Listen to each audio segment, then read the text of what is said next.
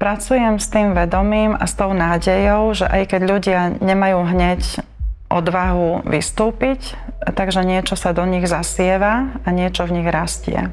Táto nádej mi dáva stále novú silu a schopnosť rozmýšľať o tom, čo ešte sa dá povedať inak. Čo by bolo možno ešte stráviteľnejšie pre ľudí.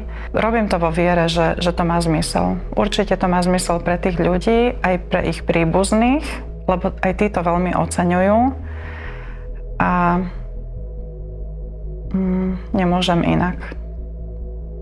Ešte to asi potrvá na Slovensku. Na Slovensku nám stále všetko dlho trvá, že aj čo sa týkalo prekonávania rasizmu alebo emancipácie, tak tá cirkev bola stále niekde pozadu za celou spoločnosťou.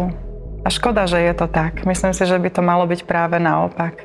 Že tí ľudia, ktorí si hovoria veriaci a tí, ktorí chcú nasledovať Ježiša Krista a nie iba slovami, nie o tom iba hovoriť, ale naozaj to aj plniť, tak tí ľudia by mali byť prví, ktorí by sa ujali ľudí, ktorí tu naozaj potrebujú.